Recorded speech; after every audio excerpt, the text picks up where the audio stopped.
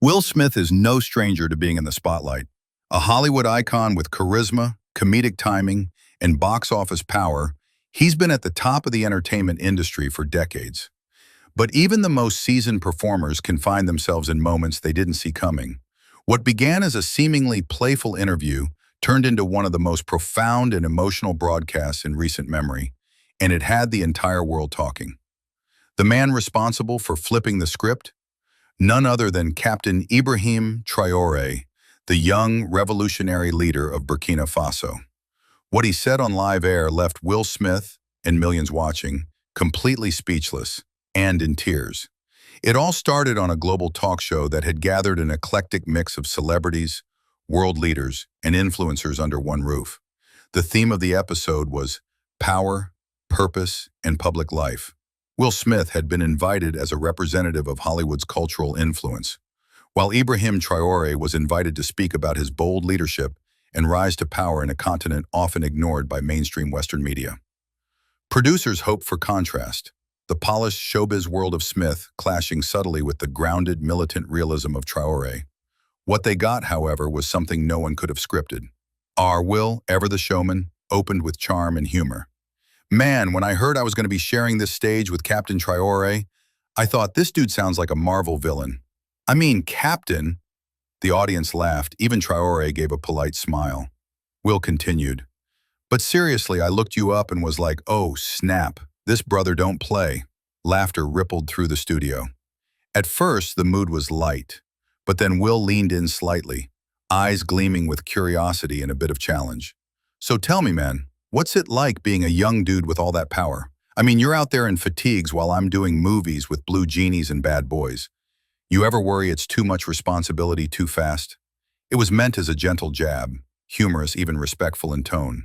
But for Ibrahim Traoré, a man who rose to leadership not through campaigns and handshakes, but through revolution, blood, and a commitment to liberating his people from neo-colonial chains, it was more than a surface-level question. He looked at Will with a steady gaze, calm, controlled, and then he began to speak. Brother Will, he said softly, when I took this position, it was not to entertain. It was not for applause or popularity. I did not inherit this role from a movie script or a casting call.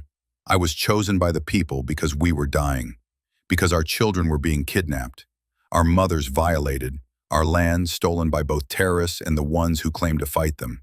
I did not seek power, I sought to restore dignity. The audience grew still. You could hear a pin drop. Traoré continued, I respect what you represent, art, culture, expression, but we live in very different worlds, Will. Where I come from, leadership is not about brand deals or trending on social media. It is life or death. It is choosing to eat or to send food to soldiers. It is facing assassinations not in a movie plot, but in real time. Will's smile began to fade, not out of embarrassment, but out of dawning awareness. He leaned back slightly, lips parted, eyes locked on Traoré. But let me tell you something, brother, Traoré went on. You ask if it's too much too fast. I ask you, how long must a people suffer before the world decides we are worth listening to? I am 36, young, yes. But in Africa, being young is not a privilege. It is a weapon used against you by the old systems. When the colonizers came, they said we were too primitive. When we stood up, they said we were too angry. Now when we lead, they say we are too young. The camera slowly zoomed in on Will's face. His smile was gone. His eyes moist. Not with shame, but with a deep, unexpected empathy. He nodded slowly. Traoré's voice lowered, but his intensity grew. The world sees Africa as a place to pity or exploit, rarely as a place of wisdom or leadership. I am not here for your sympathy. I am here to remind you we are not children of darkness.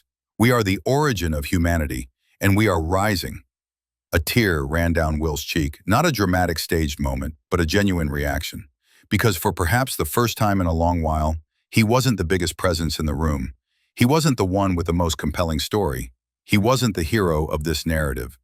Reversus, he looked at Traoré and softly said, Man, I didn't expect that. I didn't expect you to touch my soul like that. Traoré gave a gentle nod, then reached over and placed his hand on Will's shoulder. You have a voice that moves the world. Use it not just to entertain, but to awaken. The room erupted into applause, not the typical celebrity clapping, but the kind of reverent applause that follows a moment of truth. Viewers across the world flooded social media with reactions.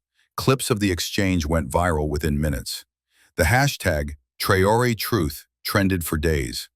Commentators debated whether this was a turning point, not just for Will Smith, but for how African leadership is perceived in the West. One political analyst tweeted, "That was not just an interview, that was a collision of two worlds, and a torch being passed."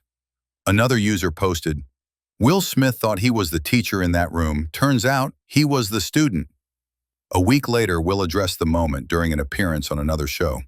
"Man, I thought I'd come in there cracking jokes and making people smile. But that brother, he opened my eyes. I've never been so humbled in public, and I'm grateful for it. We need voices like his in every room, not just in Africa, everywhere." What makes the moment so unforgettable isn't just the unexpected reversal, a Hollywood titan being schooled by a revolutionary soldier, but the sincerity with which both men engaged each other afterward. There was no bitterness, no bruised ego, just growth.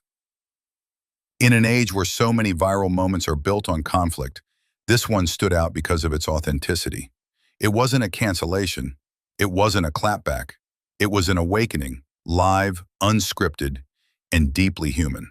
Traoré, for his part, later downplayed the incident. "Will is a brother," he told a local radio station in Ouagadougou. "He opened the door for conversation, and I simply walked through it."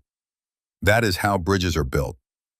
But even that humility couldn't stop the rising tide of global admiration. Young Africans began sharing the video with captions like, "This is our Mandela," or "A real one, finally." Western activists praised Traoré for his courage and clarity, calling him one of the most important voices of his generation. In the end, the moment did more than move Will Smith to tears. It moved millions to think differently about power, about youth, about Africa, and about what leadership looks like in a world on the edge. Traoré didn't ask to go viral. He didn't ask to become a symbol. But by simply speaking the truth, not angrily, but powerfully, he reminded all of us that real change doesn't come from the loudest voice, but from the most ground one. And in that quiet storm of truth, even giants like Will Smith found themselves humbled and transformed.